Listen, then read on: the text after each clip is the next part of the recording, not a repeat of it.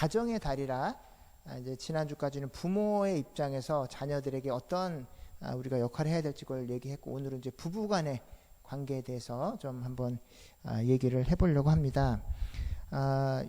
어떤 철학자가 이 이렇게 결혼 정보 회사에 대해서 이제 굉장히 아주 이제 말하자면 부정적인 얘기를 했는데, 요즘 결혼 정보 회사에서 하는 그 광고 문구가 뭐냐면 위험 없는 사랑을 당신에게 선사해 드립니다. 이런 거거든요. 근데 그게 뭐냐면 디테일한 자기 신상 정보를 다 공개를 해서 가장 당신에게 매칭되는, 그리고 경제적으로 또 지적으로 해서 결혼을 하고 나서 가장 리스크가 적은, 당신이 전혀 손해보지 않고 결혼 생활을 계속 유지할 수 있도록 우리가 최상의 파트너를 찾아드립니다. 이게 이제 결혼 정보 회사의 광고 문구인데, 그 철학자가 이것을 비판하는데 뭐라고 얘기하냐면 위험이 없는 사랑을 광고하는 것은 전쟁터에 나가서 전사자가 하나도 없는 전쟁을 여러분들에게 선사해 주겠습니다 라고 얘기하는 것과 똑같다는 거죠. 왜냐하면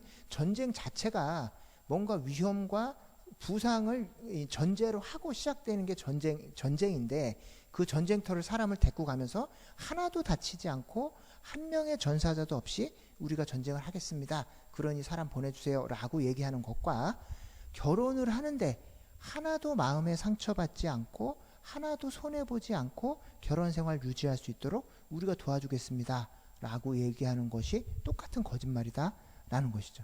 왜냐하면은 이 둘 다 어떤 살면서 어떤 내가 마음에 상처를 받을 수가 있고, 상대방 때문에 깊은 어떤 내가 경험해 보지 못한 어떤 또 다른 막 아픔과 고통, 이런 것들을 겪으면서 사랑이 뭔지를 깨닫고 그 아픔 속에서도 여전히 그 상대방을 사랑할 수 있는 그런 새로운 경험을 하는 게 이제 그런 위험과 리스크를 테이크 리스크를 하는 게 사랑인데, 그 사랑에서 그 위험 요소를 싹 빼버리면 그거는 사랑이 아니라 위험을 다 말하자면 상대방을 위한 희생은 1도 난 손해보기 싫고 이 상대방을 통해서 난 쾌락만을 찾고 싶다라는 이제 욕심을 채워드리겠습니다 라는 얘기랑 똑같다는 거죠. 그래서 그거는 진짜 사랑이 아니다라고 이제 그 철학자가 얘기를 했는데, 왜 그러냐면 사랑을 하는데 내가 희생하고 뭔가 이 문제가 생겼을 때 내 속에서도 원인을 찾고 상대방에서 찾고 내가 사과하고 희생하고 이러면서 관계가 이제 성장하는 것인데, 전쟁과 마찬가지로 전쟁터에 갔는데 전사자가 한 명도 없으려면 어떻게 돼요?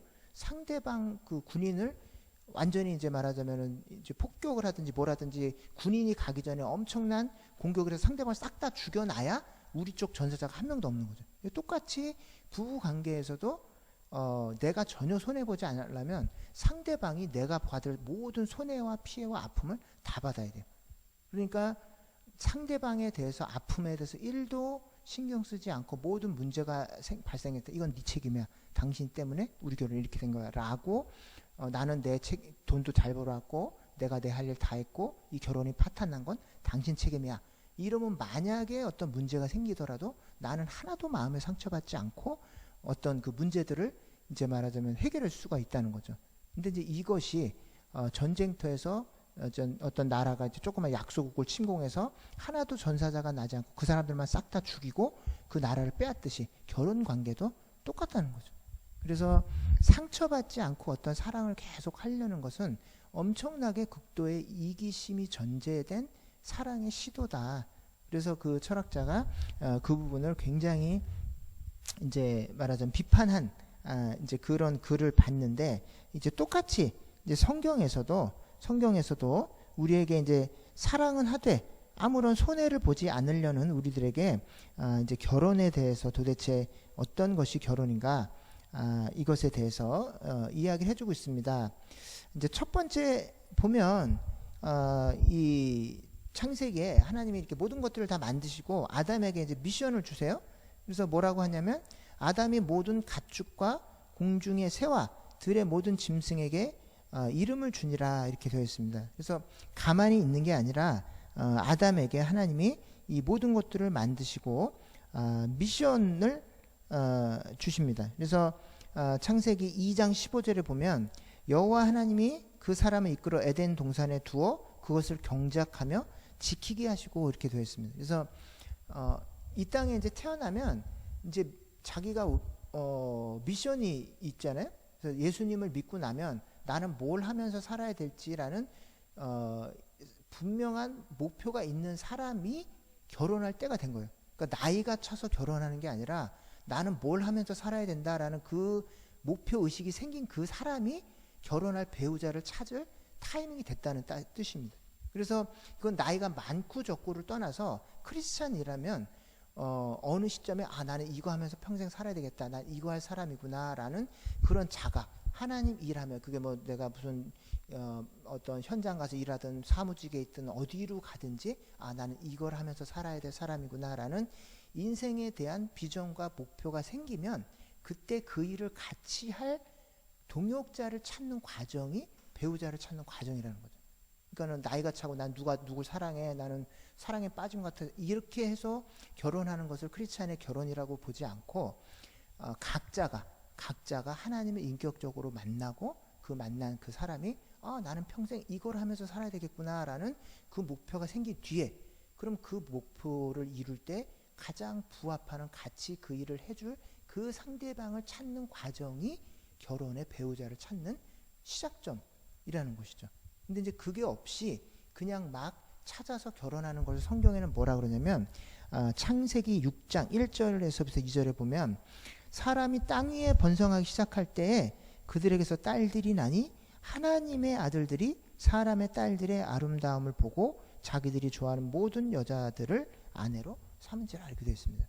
그래서 예수를 믿고 하나님이 구원을 해주셨는데 그 구원받은 사람들이 짝을 찾을 때 그 짝을 찾는 기준이 하나님 일을 하기 위해서 더 적합한 상대방을 찾는 게 아니라 괜찮은데 이건 나랑 필이 통하는데 이렇게 해서 자기 짝을 찾아가는 과정을 하나님의 아들들이 사람의 딸들을 찾아서 자기가 좋아하는 모든 여자로 아내를 삼는지라 이렇게 되어 있습니다. 그래서 이 과정이 첫 번째가 뭐냐면은 결혼 상대의 아주 최소한의 첫 번째 조건은 구원받은 사람이어야 돼요.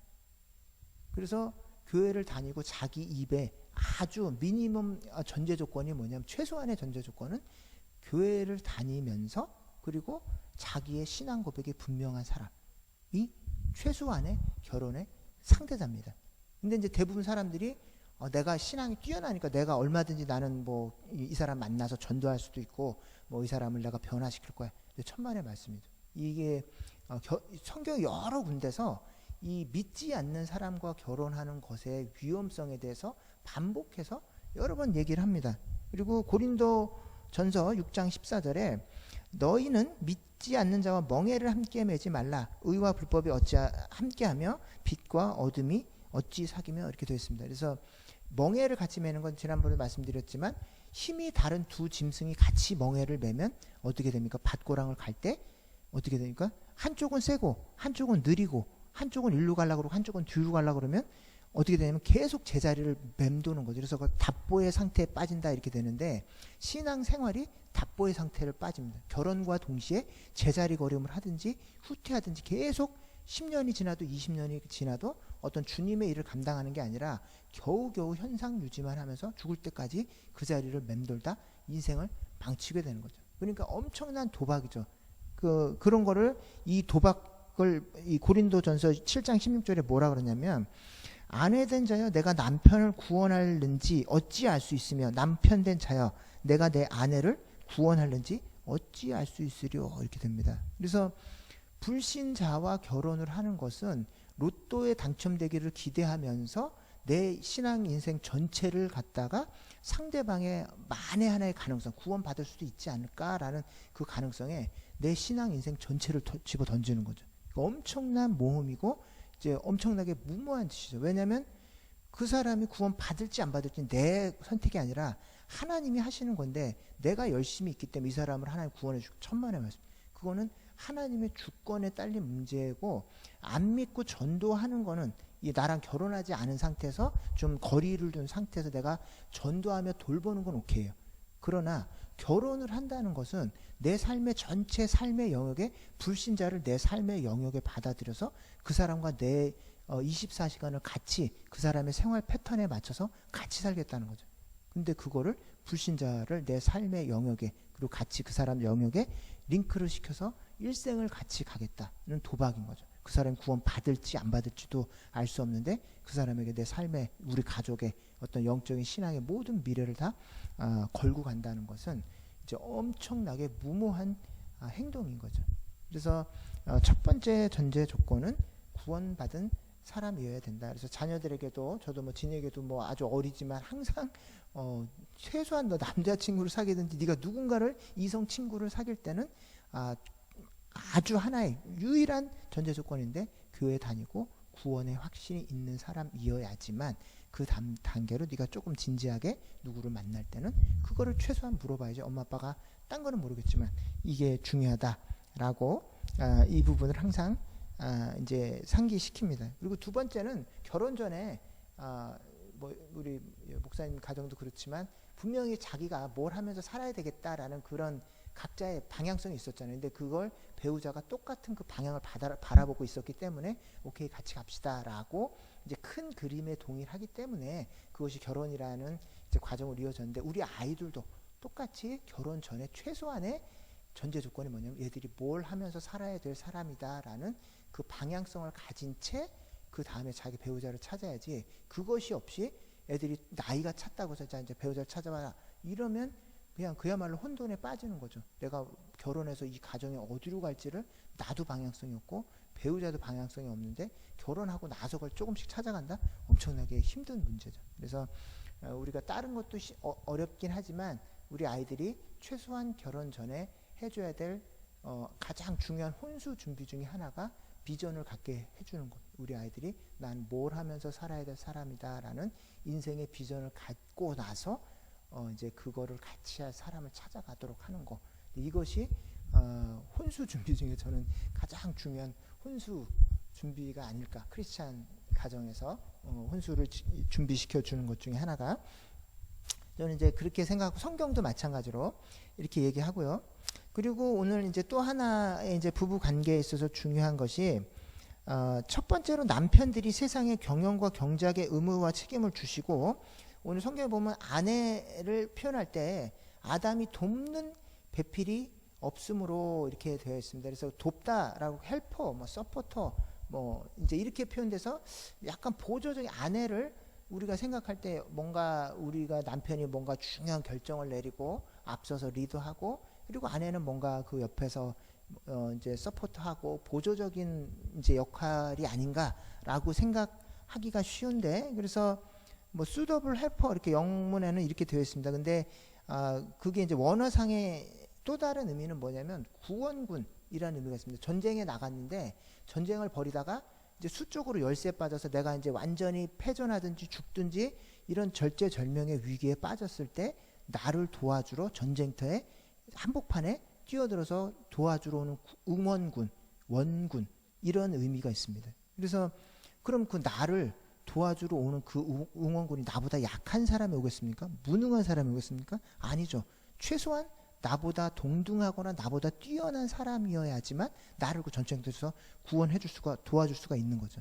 그러니까 이 헬퍼라는 그 의미가 나보다 열등해서 헬퍼가 아니라 너를 어떤 영적인 전쟁터에 내보냈는데 너 혼자 싸울 수 없으니 그 일을 같이 해줄 수 있는 응원군 최소한 너와 동등하든지 네가 가진 가장 취약점을 보완해서 싸울 때 이제 서로가 서로에게 그 전쟁터에서 그 시너지를 일으키고 상대방과 싸워 이길 수 있도록 도와주는 응원군이 바로 돕는 이제 배필이라는 것이죠. 그래서 이 상대방을 볼 때 이 최소한 동등하고 하거나 이제 나보다 낫다라는 그 전제가 항상 깔려 있어야 이 부부 관계가 이제 정상적으로 이제 진행이 될 수가 있다라는 것이죠. 그래서 에베소서 5장 22절에서 25절에 보면 아내들이여 남편에게 복종하기를 죽게 하듯 하라. 이는 남편이 아내의 머리가 됨이니 그리스도께서 교회의 머리 됨 같음이니 그가 바로 몸의 구주시니라.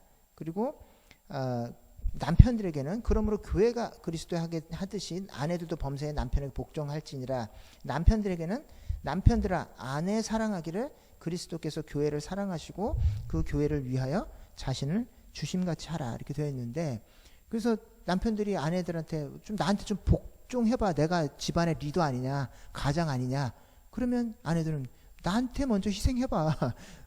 주님이 교회를 위해서 희생한 것처럼 날 위해서 희생하면 그때 복종할게 라고 이제 서로에게 이제 순종하고 복종하고 날 위해서 희생하기를 이제 먼저 요구하죠. 근데 제가 이제 경험해본 저 자신의 경험에 비추어 보면 어찌됐든 이제 서로 불화가 있을 때는 남편이 먼저 잘했건 아내가 잘했건 잘못했건 먼저 사과하는 것이 가정의 평화를 위해서 더 낫더라는 것입니다. 홍 목사님 동의를 하실지 못할지 모르겠는데, 가정의 평화를 위해서 내가 아무리 생각해도 뭘 잘못했는지를 모르겠고 뭐 잘못한 게 별로 없는 것 같다 하더라도 뭔가 아내와 불편하고 힘들면 남편이 먼저 가서 이 사과를 하는 것이 성경적이다. 그래서 베드로전서 3장 7절에 보면 남편들아 이와 같이 지식을 따라서 너희 아내와 동거하고 그를 더 연약한 그릇이요 또 생명의 은혜를 함께 이어받을 자로 알아 귀히 여기라. 이는 너희 기도가 막히지 않게 하려 함이니라 이렇게 되어 있습니다. 그래서 이게 특히 이제 목회자들에게는 아내와 싸우는 게 치명적이에요. 그래서 사역하다 보면 여러 사람 부딪힐 때가 있는데 성도들과 부딪히고 나서도 설교는 돼요. 그리고 심지어 같은 동역자들끼리 티격태격하고 부딪힐 때가 있는데 그러고 나서도 사역은 가능해요. 근데 아내와 싸우고 나면 설교가 안 돼요. 기도가 잘 안 돼요. 저 같은 경우 이제 그런 경험을 굉장히 여러 번 했는데 막 설교를 해야 되는데 뭐 수요예배 설교예요. 근데 집에서 나오면서 한번 확 부딪혀서 말도 안 돼. 억울한 일로 이건 분명히 내 잘못이 아니야. 그래서 엄청나게 억울한데 사과하기는 싫고 뭐 마음은 찜찜한 거예요. 근데 설교는 해야 돼. 설교가 안 나와. 그 진심 어린 설교가 안 나와. 이제 그런 경험을 내가 몇 번 하고 나서 아무리 내가 억울해도 여보 내가 설교하기 앞에서는 여보 내가 잘못했다. 그리고 제가 사과하고 그리고 해가 지기 전에 그 날이 넘어가기 전에 계속 찜찜한 뭐가 있으면 제가 아무리 아무리 내가 100번 생각해도 와이프가 잘못한 건데 제가 먼저 가서 사과를 하면 이상하게 신기하게 그 다음부터 설교나 기도나 이제 사역들이 정상적으로 되는 이제 굉장히 그런 신기한 경험을 했는데, 그래서 여기 그 베드로서에서 너희 기도가 막히지 않게 하려 함이니라 이 말씀이 남편으로서 직장 생활이나 어떤 리더십을 발휘할 때에 어떤 가정의 어떤 부딪히고 뭐 이런 특히 자녀들하고는 모르겠어요. 근데 배우자의 관계에 있어서는 이 남편들이 먼저 머리를 숙이고 어떤 문제에 있어서 하고 들어가는 것이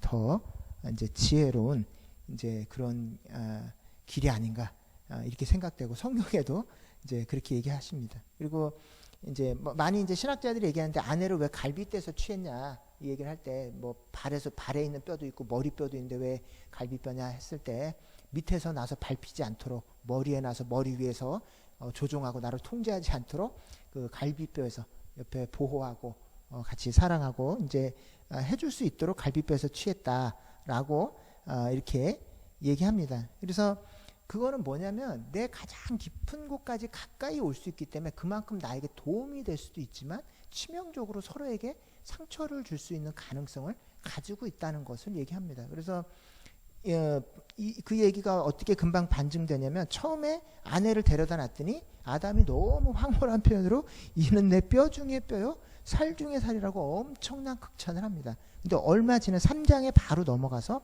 아내가 이제 이 선악과를 따먹고 하나님 이제 벌 주려고 이제 서로 이제 트러블이 생긴 거예요. 이거 왜 그랬냐?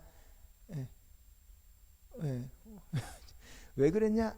그랬더니 아담이 뭐라 그러냐면 하나님이 나한테 주셔서 나와 함께 하게 하신 이 여자 때문에 내가 이 선악과 열매를 먹었습니다 라고 책임 회피합니다. 뭐라고 하나님이 딱 그 질문하니까 이 여자 주님이 주셨잖아요. 이거 내가 달라고 그랬습니까? 하나님이 만들어서 나한테 데려다 주신 이 여자가 이걸 먹자 그래서, 난 먹기 싫었는데 이 여자가 먹자 그래서 어쩔 수 없이 먹었습니다 라고 2장에서 그렇게 극찬을 하던 그 배우자가 바로 하나님 앞에서 가장 이제 말하자면 극심한 원망의 대상이 돼서 바로 하나님 앞에 이 여자 때문에 이런 거 아닙니까? 라고 책임 전가 그리고 원망의 대상이 되는 거죠. 그러니까 이 배우자가 나에게 가장 큰 원군, 내가 어떤 영적인 전쟁을 벌일 때 내 옆에서 가장 큰 힘이 돼줄 수도 있지만 가장 큰 걸림돌이 될 수도 있어요. 욥이 그 뭡니까 이 큰 고난 속에 죽어갈 때 부인이 와서 하나님 욕하고 빨리 죽어버려라 라고 하잖아요. 그러니까 그때 가까이 와서 가장 큰 힘과 격려가 돼줄 수도 있지만 그때 그 신앙의 뿌리까지 흔들어 버릴 정도로 나를 힘들게 만들 수 있는 것도 바로 아내가 될 수도 있고 남편이 될 수도 있는 거예요. 그러니까 그만큼 이 하나님이 그 둘 사이를 부모보다도 더 가깝게 둘이를 연결해 준 것은 아주 아무도 모르는 배우자의 취약점을 나는 알고 있잖아요. 우리 와이프가 우리 남편이 저 부분은 뭐 정말 치명적이야. 이건 아무한테도 얘기할 수 없고 나만 알고 있는 그 배우자의 정말로 취약한 약점들 있죠. 누구한테도 얘기할 수 없는 그 약점들, 나만 알고 있는 약점들 각자가 있습니다. 근데 그것을 내가 말없이 보완해 줄 수도 있고 그 부분을 더 긁어서 그 사람을 더 취약하게 만들 수도 있는 거죠. 그러니까 하나님이 그 갈비뼈에서 취했다는 것은 누구도 갈비뼈만큼 가까이 내 옆에 올 수가 없어요. 근데 그 아내를 그렇게 가까이 우리 옆에 올 수 있도록 배우자를 서로 간에 그런 관계로 만들어 주셨다는 것은 그 옆에서 아무도 도울 수 없는 그 부분을 도울 수 있는 사람이라는 거예요. 자식들도 채워줄 수가 없고 부모님도 채워줄 수가 없는 그 부분을 배우자는 서로에게 그 부분을 채워줄 수 있는 상대라는 거죠. 그렇기 때문에 그만큼 서로가 귀하고 또 서로의 역할이 소중하다라는 것입니다. 그래서 이 부부간의 관계가 가정 생활에서 가장 우선순위가 돼야지 된다는 것이죠. 왜 그러냐면 그래서 하나님이 그 부분의 위험성을 뭐라고 24절에 보면 그러므로 남자가 부모를 떠나서 그의 아내와 합하여 둘이 한 몸을 이룰지니라 이렇게 되는데 이제 오늘날 현대사에서는 이제 특히 한국 사회에서는 부모님을 돌보는 그 필요성이 자기 아내나 남편을 돌보는 그 필요성보다 우선할 때가 있어요. 그래서 또는 자녀들 교육이 또 자녀들 양육이 자기 아내나 남편을 돌보고 둘이 간의 어떤 커뮤니케이션이나 그 관계를 유지하는 것보다 더 우선순위를 뛰어넘어서 그 일을 한다고 배우자 간의 관계를 다 희생해 가면서 그거를 돌보러 가는 일들이 있다는 거죠. 그래서 제가 여기서 캐네디언 교회를 좀 다닐 때 아내가 몸이 안 좋아서 한국에 한 몇 개월 가 있었던 적이 있어요. 그래서 같이 이제 성경 공부하는 잠깐 지긋한 나이 드신 이제 멘토분들이 있었는데 왜 갔냐? 당신 아내가 한국에 왜 갔냐? 혹시 부모를 돌보러 간 건 아니냐? 그래서 그건 아니고 몸이 너무 안 좋아서 좀 건강상 이유로 갔다 했더니 잘했다. 만약에 부모가 아프거나 안 좋아서 간 거라면 빨리 오라 그래라. 네 아내나 남편이 서로에 대한 배우자를 돌볼 책임이 부모를 돌볼 책임보다 훨씬 우선에 있다. 성경적으로 볼 때. 근데 자기가 보니까 한국 사람들이 굉장히 이상한 게 하나 있는데 한동안 배우자 중에 한 명이 안 보여서 보면 뭐 부모가 아프다거나 부모를 돌보러 몇 개월씩 거의 근 1년간 남편이나 아내를 방치해둔 채로 한국에 그냥 가 있다는 거예요. 그거는 자기들이 봤을 때는 성경적이지도 않고 이해할 수도 없다는 거죠. 거기는 의사가 있고 간호사가 있고 또 다른 형제가 있기 때문에 아무리 부모님이 아프고 힘들어도 장기간 자기 배우자를 방치해 가면서 부모님을 돌볼 의무는 없다. 어디 성경 어느 구절을 봐도 그 부모를 돌볼 의무가 자기 배우자를 돌보고 배우자에 대한 책임을 다할 의무를 뛰어넘어서 할 만큼 더 중요하고 급한 의무는 없다라는 것이죠. 그래서 그 얘기를 혹시나 김 목사 잘하고 있는데 혹시나 그런 일이 생기면 절대로 배우자보다 먼저 그런 일을 하러 가지 마라.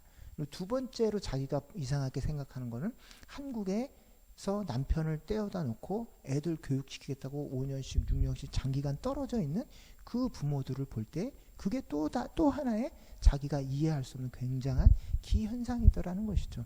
왜 그러냐면 심지어는 자녀들을 같이 데리고 와서 있다 하더라도 24시간 중에 한 90%를 다 자녀 교육에 에너지, 시간, 열정을 다 쏟고 자기 배우자에게서는 또 남편은 또 자기 직장인이 됐든 간에 거기다 한 90% 에너지를 다 쏟고 남은 그 쓰고 남은 에너지 10%를 갖고 서로에게 가지고 온다는 거죠. 근데 그것도 성경적이지가 않다라는 거예요. 세상을 살아남을 이제 말하자면은 압박이 있긴 하죠. 그리고 자녀를 교육을 시켜야 될 부모로서의 책임이 있죠. 그런데 그거보다 앞선 책임인데 자기 배우자를 잘 돌보고 둘이 간의 관계를 돈독하게 유지할 책임이 첫 번째라는 거예요. 성경에. 그래서 재정적으로 정서적으로 부모와 자녀들에게서부터 다 독립해서 정서적으로 가장 부부간의 관계를 돈독하게 만들고 그러고 나서 거기서 나온 에너지로 자녀들을 돌보고 거기서 나온 에너지로 부모님을 섬기고 이렇게 해야 된다라는 것입니다. 왜냐하면 그 둘이 간의 관계가 약해지면 그 본딩이 약해지면 자녀들 돌보는 데도 균열이 생깁니다. 자녀들 돌볼 때 우리 뜻대로 안 되고 힘들고 어려울 때 그것들을 지탱해 주는 힘이 뭐냐면 부부 간의 그 결속력에서 그런 그 자녀들로부터 오는 스트레스나 어떤 그 마음의 상처나 이런 것들을 계속 이겨낼 수 있는 힘이 어디서 나오냐면 부부 간의 그 결속력에서 나오는 거거든요. 근데 이제 그거를 다 헤쳐가면서 난 자녀들 돌보겠다. 둘 다 망치고 자녀도 망치고 배우자도 망치게 되는 거죠. 그래서 이 성경에서 거듭 우리가 이제 그런 실수를 범하기 쉽기 때문에 이 배우자 관계, 이 부부 관계를 제일 먼저 세상을 창조하고 에덴 동산을 창조한 뒤에 만든 첫 번째 사회 제도가 결혼 관계. 그래서 그만큼 모든 관계에서 최우선하기 때문에 그 부부 관계 유지에 대한 책임이 모든 그 결혼 관계의 첫 번째입니다. 그래서 자기 배우자한테 내가 최선을 다하고 있나, 뭐 정서적으로, 시간적으로 또 모든 관심이나 열정을 자기 배우자에게 첫 번째로 다 쏟고 그리고 그 결속력이 강화됐을 때 거기서 나오는 시너지를 가지고서 아이들 거기서 나오는 기쁨이나 열정이나 어떤 가정 안의 만족이나 이걸 가지고서 그 마음을 가지고 아이들을 돌볼 때 아이들도 정서적으로 가장 안정감 있는 상태로 가정에서 자라게 되는 거죠. 심지어는 뭐 자기한테 시간을 좀 덜 써주더라도 엄마 아빠가 멀리서 사이가 좋은 상태로 있는 것을 보기만 해도 아이들한테는 정서적으로 굉장히 큰 안정감과 이제 만족감 속에서 정서적으로 안정된 상태에서 크는 거죠. 엄마 아빠랑 막 싸우는데 나한테 막 교육적으로 뭐 엄마나 아빠가 시간을 많이 써줘. 불안한 거죠. 그러니까 우리가 아이들한테 해줄 수 있는 최선은 좋은 엄마 아빠의 좋은 그 결속력을 잘 보여주는 거. 엄마 아빠가 이렇게 좋은 관계 속에 있고 이제 서로가 서로를 신뢰하고 이런 관계에 있다라는 걸 아이들한테 계속 실시간으로 보여주는 것이 아이들이 특히나 이 캐나다 땅에서 이제 살아가면서 여러 가지 불안하고 또 미래가 잘 안 보여도 엄마 아빠가 저렇게 안정되게 살아가는 걸 보니 우리의 미래도 괜찮겠구나라는 이제 그런 희망과 위로를 경험하는 것이죠. 그래서 이제 말씀을 좀 정리하면 때로는 좀 상처받을 때가 있어요. 저도 막 아내가 제일 저에 대해서 잘 알기 때문에 제일 상처 주는 말도 더 잘하고 이제 말하자면 오랫동안 이제 말하자면 좀 이 극복하기 힘든 그런 좀 아쉬움, 뭐 또 서운함 이런 것들을 아내밖에 줄 수 없는 아내만 줄 수 있는 상처들이 있어요. 그러니까 또 남편만 줄 수 있는 상처. 아무도 나한테 그렇게까지 깊이 있게 정서적으로 데미지를 줄 수 있는 사람 주는 사람이 없었는데 이 배우자만이 정말로 오랫동안 마음속 깊이 그리고 또 배우자만큼 그렇게 위로를 주는 사람도 없었고 배우자만큼 나에게 상처를 준 사람도 없었어요. 그러니까 이제 그런 깊은 상처들이 이제 서로 있는데 그게 결혼 생활이고 그게 사랑하는 대가라는 거. 누군가 나랑 한 번도 같이 이제 말하자면 그 수십 년 동안 따로 살다가 내 삶의 깊은 영역에 그 사람을 받아들였기 때문에 리스크가 생긴 거죠. 위험이 어떻게든지 나한테 깊은 이 사람이 상처를 줄 수도 있고 내가 생각지 못한 엉뚱한 행동으로 내 삶에 데미지를 줄 수도 있는데 그런 것들을 다 감안하고 내가 사랑하기로 결정한 것이기 때문에 그 모든 나에게 준 데미지나 공격이나 그 아픈 상처들까지가 다 사랑의 바운더리 속에 있다라는 것이죠. 그래서 이제 그런 것들을 인정할 때에 한 번 더 사랑으로 인해서 우리가 성숙해지고 그 사랑을 통해서 우리도 또 좀 더 다음 단계로 이제 나가게 된다는 거죠. 그래서 난 이 사람한테 1도 손에 안 볼 거야. 근데 그때부터 이제 문제가 생기는 거야. 나 이 사람 때문에 상처 더 이상 안 받고 이 사람 때문에 나는 더 이상 손해 안 볼 거야. 그럼 이제 그때부터는 정상적인 사랑이나 어떤 그 관계가 이어질 수가 없다는 거죠. 그 전쟁하러 나가서 나는 총알은 뭐 상처 하나도 안 받고 싸우고 올 거야라고 생각하는 거랑 똑같이 순진한 생각이라는 것이죠. 그래서 이제 성경에 계속 얘기하기를 쉽지 않다. 결혼 생활이 쉽지 않기 때문에 부모를 떠나서 가장 모든 에너지를 부부관계를 잘 유지하는데 너희들이 가진 모든 에너지를 첫 번째 거기다 잘 쏟고 그걸 돈독하게 만든 이후에 그 다음 스텝들 직장일을 하고 아이들을 돌보고 교회를 돌보고 하라는 것이죠. 그래서 이게 제 말씀이 아니라 이 성경에 하나님이 부부라는 가정제도를 첫 번째 사회제도를 만드시고 그것이 모든 것보다 우선한다라는 것을 얘기했기 때문에 특별히 이제 5월의 가정의 달에 부모로서의 책임도 있고 또 우리가 부모님께 자식으로의 책임도 있지만 첫 번째 우리의 책임은 배우자로서 내 배우자에 대한 책임을 다하는 거 이게 가정에서 우리에게 주신 첫 번째 가장 중요한 책임이다라는 것을 잘 기억하시고 다음 한 주간도 우리의 가진 모든 에너지 가장 최선의 것을 자기 배우자에게 먼저 잘 쓰고 거기서 나온 에너지로 이웃과 세상을 돌보는 저와 여러분이 되시기를 예수님의 이름으로 축원드립니다. 아멘. 기도하겠습니다.